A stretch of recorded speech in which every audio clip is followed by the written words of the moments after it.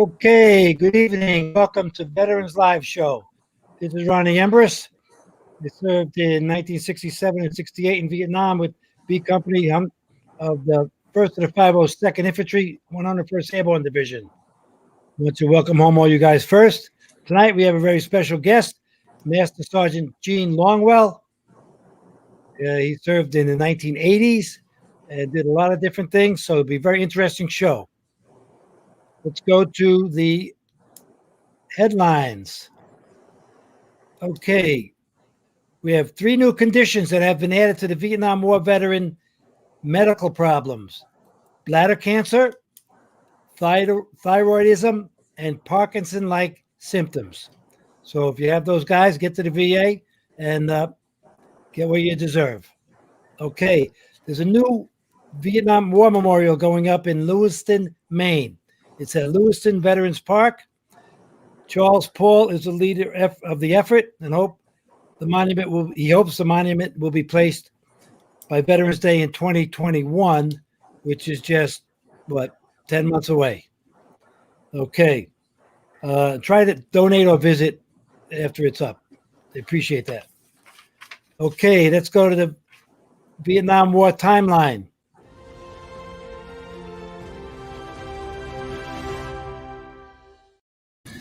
All righty, this date in the Vietnam War, January 6, 1967, the United States Marine Corps and ARVN troops launched Operation Deckhouse 5 in the Mekong Delta area.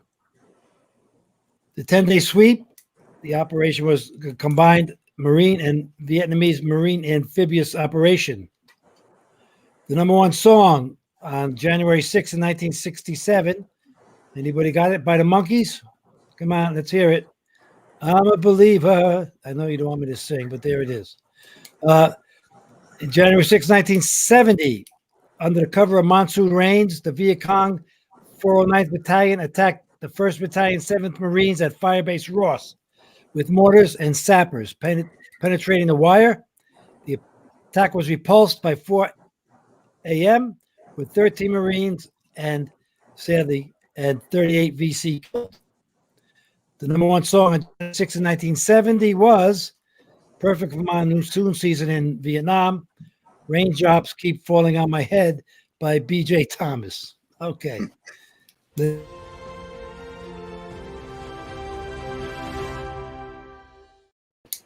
Okay, so now we're going to go to the photo club.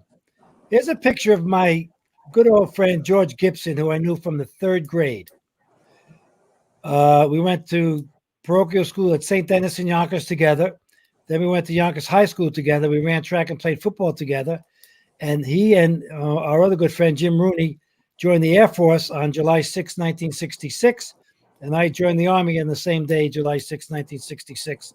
Somehow, in my way back after a wound somewhere, and I guess I was by Tuiwa, and in Quin Yon in the 86th Vac, I decided to try to pay him a visit, and sure enough, I found him in the EM club on base at Phuket, and we had a great reunion. It was terrific. Okay, here's our picture time. John Wagner, thank you, John. It sprinkled a little in Quin Yon camp. There you go, Quin Yon, 86th Vac, 1970. Nice, that Jeep is non-amphibious. Wow, monsoon season is great. All right, next picture. Paul George Jones, waiting for the Uis to go back. Great picture, but you guys are a little tight, man. One mortar round could get you all. Okay, waiting to go back. Yeah, 3 days in the rear and then back out in the boonies for 6 weeks. Next picture. Hugh Jorgen, checking sampans on the Perfume River and Way. Yeah, there you go. That's a nice little boat. We rode one of those in the Everglades. Look at the trees, the wind in the background. See that? Everybody thought it was a hot, crazy, humid place. It sure was, but there was very diversified weather at times. Okay, next picture. Greg Hauser, 2nd 506 Recon, 101st Airborne Division, Dong Dong Nai, River Crossing, 3rd Corps, 68. 300 meters east of Hill 54 was their new residence. It was a forward observation unit for the NVA rocketing Binois Army Air Force Base. Okay. Wow, what the heck are they doing down there? I guess that's a river crossing with equipment. Yeah, there you go. But it was too deep, so they had to put those pontoons on there to get their gear across. Very, very creative, guys. Next picture. Mark Christ, my brother, he was TC on Wild One. Maybe he was 3 and 4 on the muzzle brake. They did hit a mine outside Zwan Lock. I'm not an armor guy. I don't know what TC on Wild One means. Could anybody write that in at the comment section at the end of the show, please? And we could talk about it. And what's a muzzle brake? Okay, that's it for the pictures. That's it for the pictures. Now we're going to bring in Master Sergeant Gene Longwell, United States Air Force, retired. Hello. Hey, Gene, how you doing? Yeah, retired in 2002. All right. Wow. So from 82 to 202. 81 to 2002. All right. Well, good for you, man. So tell us a little bit about your journey. Well, in 1981, I went to Lackland Air Force Base and did my basic training there. And then in 82, I went to Keesler Air Force Base and I graduated technical training school. So I was able to fly a desk. And that was my job. Fly a desk. I flew a desk. I hear that. One of those F100 desks. I don't know, whatever you want to call it. Well, hold on one second. That was not too bad because when I got out of the hospital after my second wound, they sent me back to Division Headquarters rear, and I got reassigned to be CQ. They call us like company clerk, right? Charge of quarters. Yeah. And, yeah, it was great duty. 14 hours on and 58 hours off. How about that? And I had my own Jeep, but that was to like pick people up and drive in places, big wigs. Yeah, I was a clerk for like, the first 8 years of my career. It's not very exciting stuff, that part of it. Typing, file, and all that bull crap. That's cool. You helped the guys out, though. Administratively, somebody had to do it, right? Yeah, there was like 100 people that supported one pilot for the Air Force. Wow.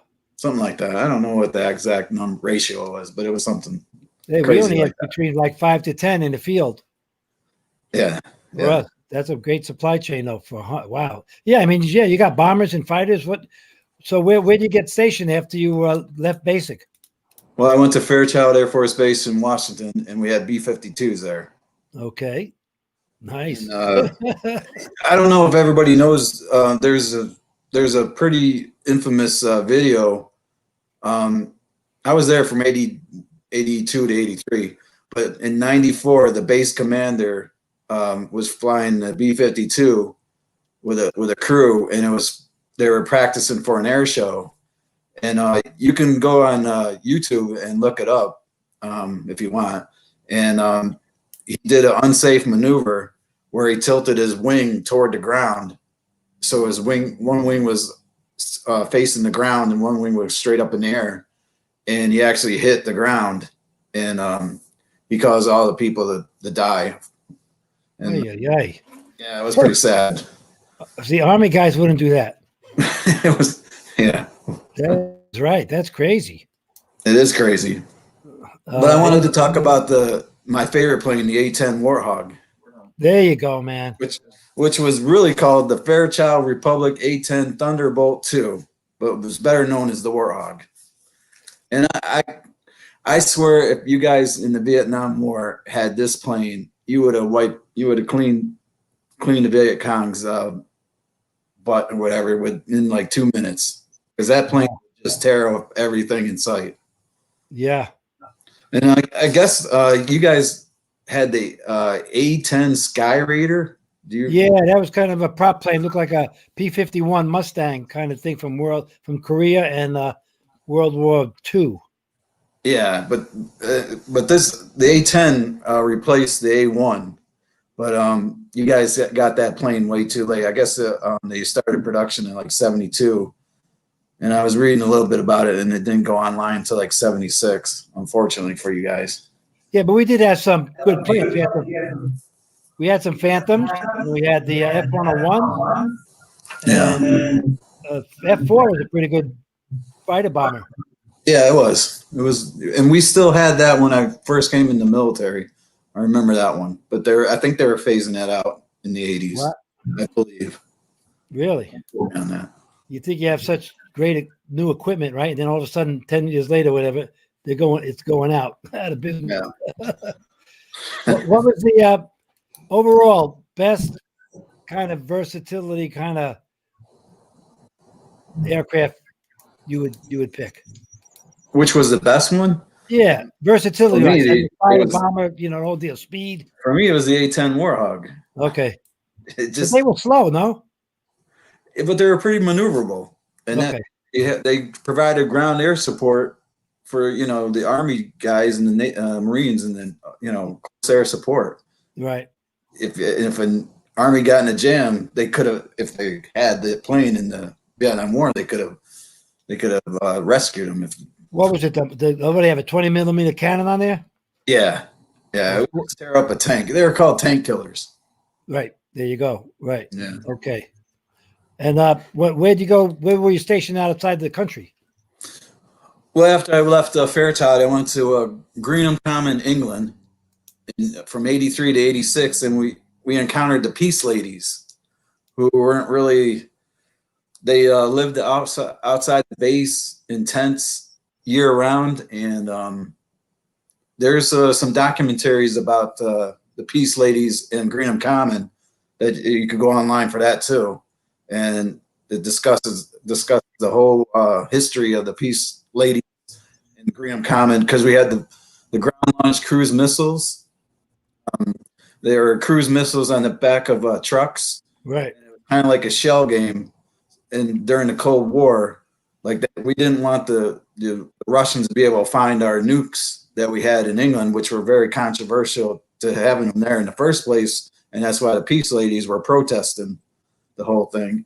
And so they would drive around in trucks, and then they would put camouflage over them. And, it wasn't that, reconnaissance wasn't that great as it is today. I mean, now with GPS and satellites, they would have been able to find those things in a heartbeat. But back in the 80s, it wouldn't have been so easy.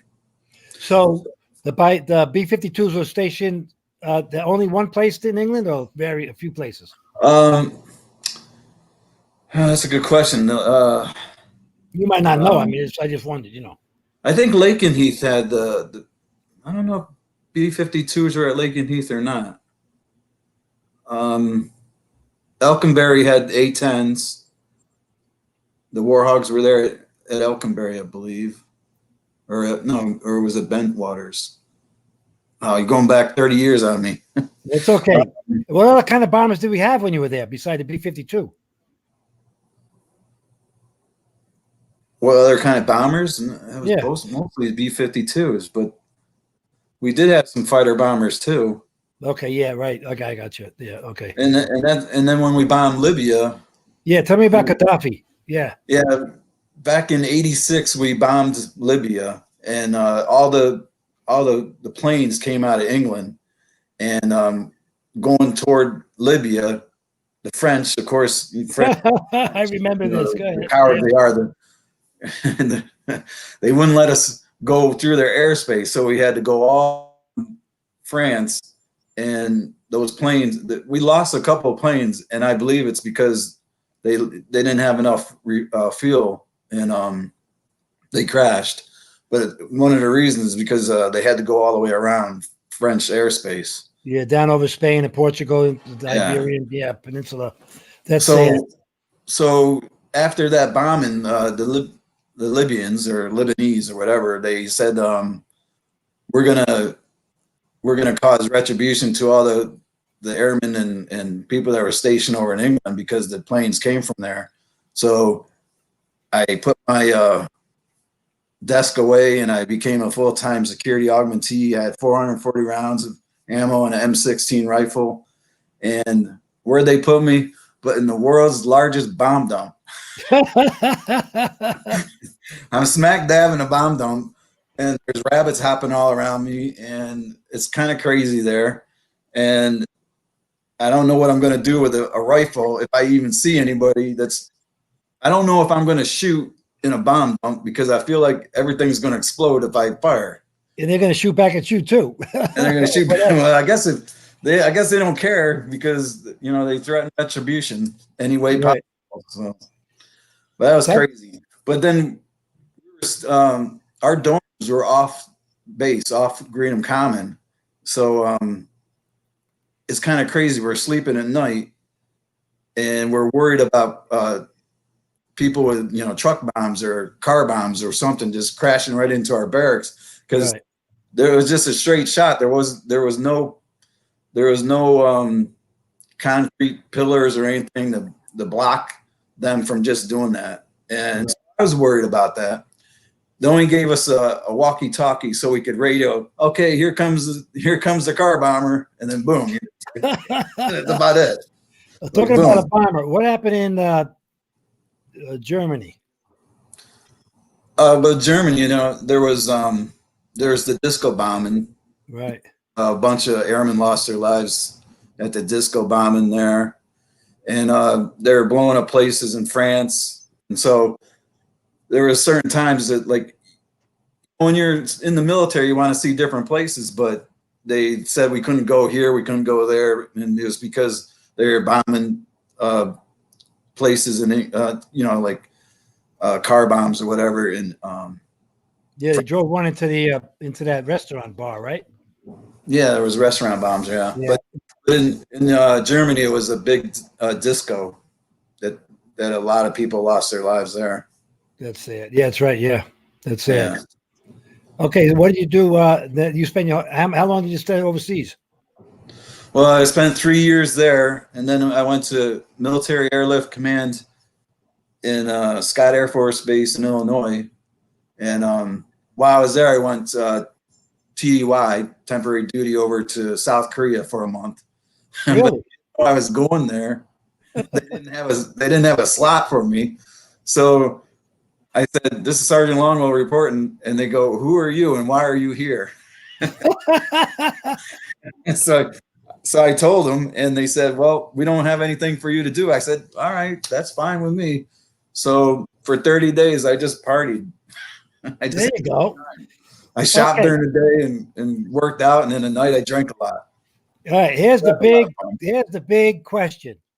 Yeah. Everybody, I guess, once in their lifetime, if you're not in the Air Force, you wonder how you get Air Force food. Oh, we had MREs. Oh, yeah, right. I'm sure you did. Meals ready to eat. Best food in the world. It's goofed all over the place for 50 years, maybe longer, World War II even, the Army Air Corps.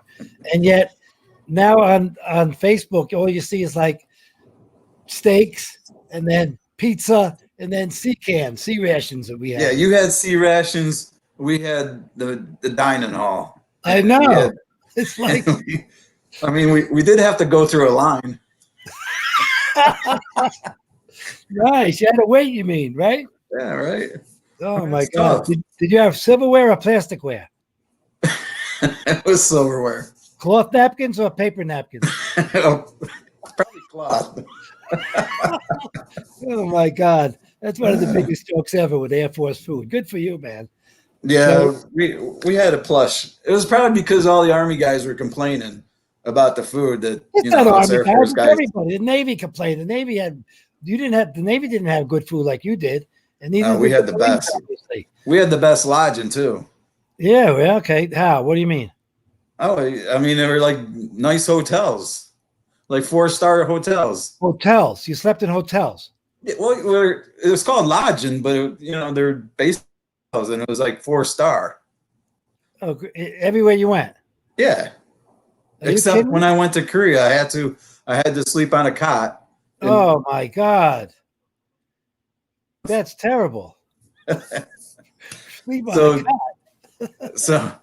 so from after that, I went over to Turkey, and I was there for about 1.5 years, and I met some really nice people there, and I still talk to some today. I still talk to some people from England, and some other bases I've been at, but I really love the people that worked in Turkey because it was really close knit there. Yeah, I imagine so. And I used to DJ there while I was there, and I got paid like $75 a night. And with what, American music or Turkish music? No, it was American music. They did do belly It was at the NCO club. Any belly dancing? I did see belly dancers there. Okay, there you go. All right, well, here you go. How about the you spent some time in New York, I hear. Yeah, from there, from Turkey, I went to Griffiths Air Force Base in New York, and the first Cuomo, in his infinite wisdom, pitted Plattsburgh Air Force Base against Griffiths Air Force Base when they were trying to close bases in the 90s. Remember the BRAC? Yeah. It was a base. Save some money. Base realignment and something closure committee. But anyway, Cuomo pitted the two towns against each other, the two communities against each other, and the BRAC just ended up closing both bases.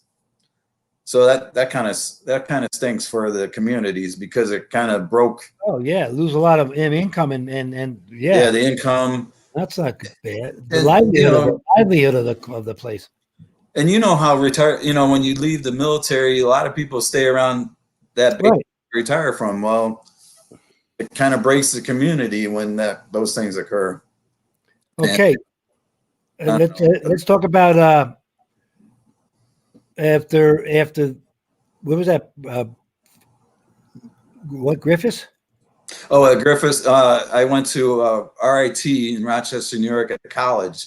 Oh, okay. I was there for like the rest of my career, and I was a mentor, and I helped cadets become officers who may still be in the service today. I mean, they would be coming up on like 18, 20 years in the service. Right. Yeah. They'd still be in. Maybe one will be watching the show tonight and write you. Yeah, there might be. There you go. You never know. That's right. So, okay. So you retired out of there? Yeah, I retired out of there. But in 2001, when we had 9/11, right. I felt like we were going to war all over again. Like the Gulf War. I was during the Gulf War, and there was the same kind of people we were fighting against. And I was telling the cadets, I said, "Get ready, we're going to war." It was kind of a different war because it was like a terrorist war. But I ended up staying almost a year longer because the Air Force would not let anybody get out of the military until everything died down a little bit. No kidding. So I was supposed to retire October of 2001, which September 11th, and I was supposed to retire the next month, and I had everything going to get out after my 20 years as being in the military. But Uncle Sam needed me for one more year, so it was a great time. I really enjoyed my time. I enjoyed the people I was stationed with. I had a lot of fun, and I do miss it.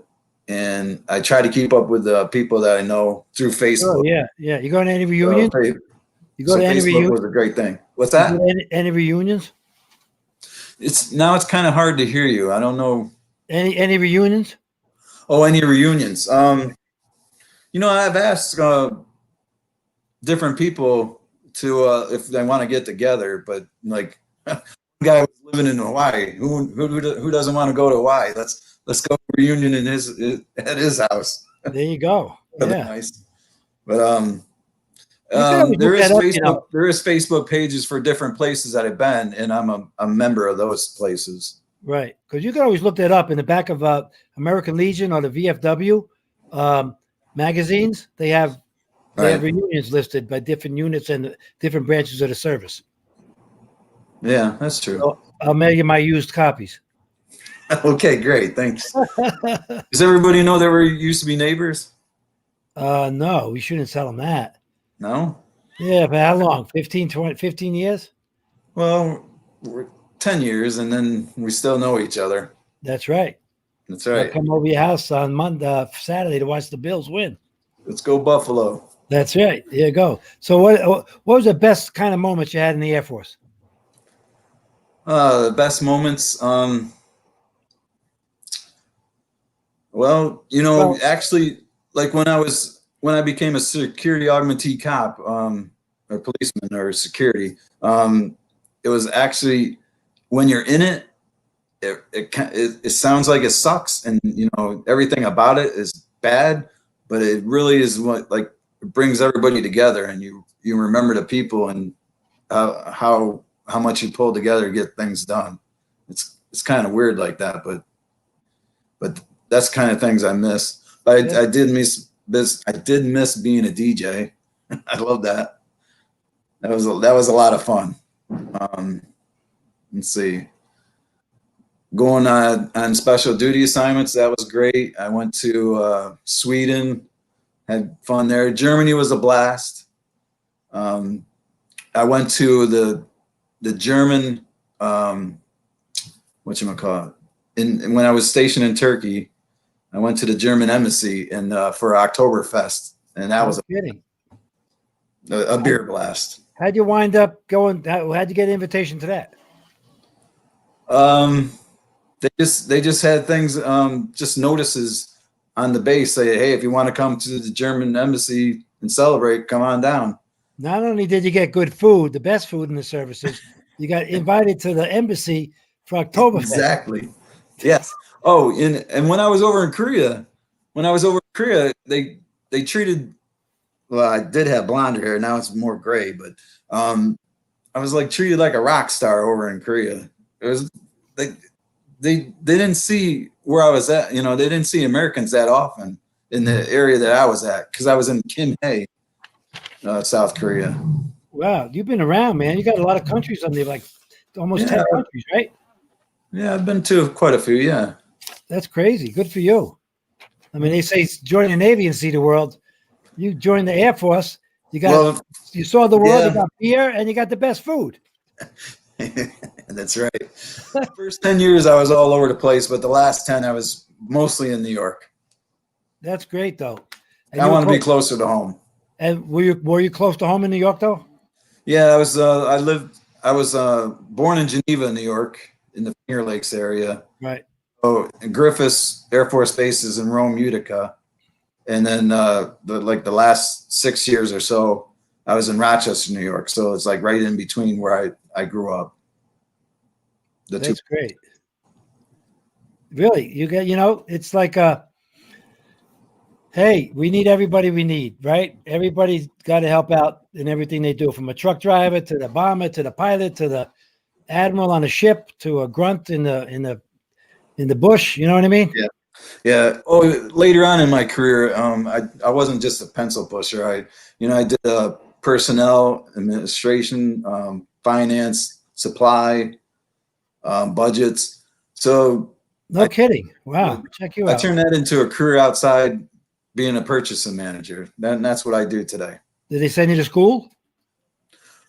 But yeah, of course, the military, sends you to the best schools. At least the Air Force did. I had great leadership schools, manager training, and I took advantage of going to college and got a degree from the Air Force and got a degree from RIT. Oh, good for you, man. See that? Yeah, that's great. So I'm an alumni of RIT. Hey, you put that in perspective for a lot of people. They figure like the military is this, that, the other thing, but offers a lot of opportunities. Oh yeah, if you work hard at it, you'll get what you want out of life. Amen. I'm going to tell you what. We're going to be sending you a copy of my book, Fallen Never Forgotten. Oh, thank you. I'll autograph it for you. There you go. And courtesy of Simplified Home Loans. What do you think about that? Not bad from an Army guy, right? Going to cost you a steak dinner. All right, on Saturday then. Okay, Matt. Thank Gene. Sorry, we're going to go sound off. Thanks for seeing. We'll talk to you soon, buddy. Great.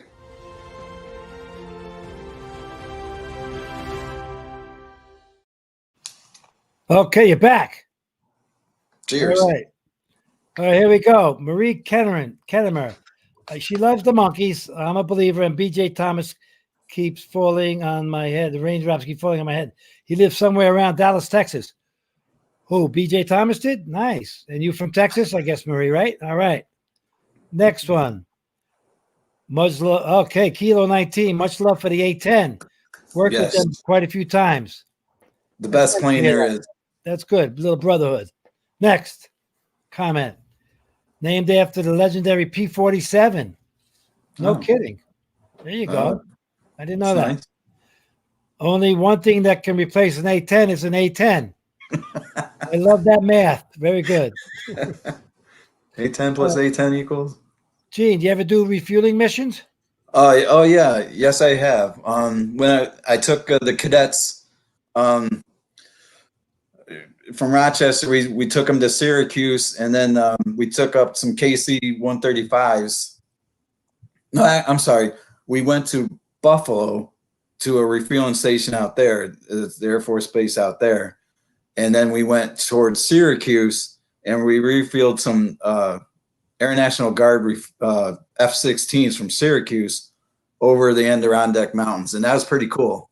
I got to look down and see, you know, where the Air Force plane flies slow and the refueler slides fast as they can, and they match the air speeds, and then they link up and then they refuel the planes in midair. Yeah, that's pretty cool. Be insane. That's an insane operation. Yeah, I watched it. I was on my belly, on my chest, looking down at it, and then, you know, because they have an observation type of area for that. Any accidents happening with that stuff that you know of? Only in the movies. I think it was Harrison Ford. I'm not sure about that. Yeah, okay. I'm pretty sure that in that movie there was a refueling accident. All right, thank you. Any other comments? I don't know if there might have been, but I'm not sure. How about this 30mm Avenger Gatling gun, 21 feet long? You ever hear about that? All right. You never heard that or saw that? I thought it was 20mm. Okay, 30, 20 still does a job, right? Is he talking about the A10? No, he's talking about the Avenger Gatling gun. All right, no problem. Here. Oh, MRE. Maria feels rejected by the enemy. Hey, I'm going to ask the people out there, do they know what the B-52 stood for, the buff? Does everybody know it, since we were talking about acronyms? Buffalo, New York. No, buff. Yeah, I'm saying Buffalo. It stood for big, ugly, fat fucker. Ooh. I mean, fella. What? Jay, bro, what's up, man? This is going all over the world. We're going to edit that out. So, big, ugly, fat fella. All right, yeah. This, therefore, you definitely got to relax, bro, where you are. That's what it said. I had such a great time. That's why I still have some hair up top. I can imagine. And the only one who speaks French on our show. All right. Every infantryman I know was between 2000 and now stands by that warthog. Even my son Josh wrote this in. He doesn't want to see it go. You hear that? He said, Josh says, everyone they know, he knows in the service today, stands by the warthog. Thank you, Josh. I stand by it too. Doesn't want to see it go. There you go. They keep wanting to cut it, and they just keep bringing it back. Good. Next. Cut it out of the military, but they keep bringing it back. Okay, 20mm is the Vulcan, 30mm is the A10. Thank you. That's okay. I didn't remember that. We have like kind of like we got these brainiacs that watch the show all the time, and they got all the info, and I love it. Thank you, Kilo 19. It's just my favorite brain. I wish I should have known that. Thank you, man. We'll see you. Take care of yourself, and we'll get you that book. All right. Thank you a lot. Go Bills. Thank you. Okay, ladies and gentlemen. Any comments? Any more comments? That's it? No? Okay. Thank you very much for tuning in tonight. And we'll see you next week. We'll have a special guest. Thank you very much. God bless you, troops, and welcome home.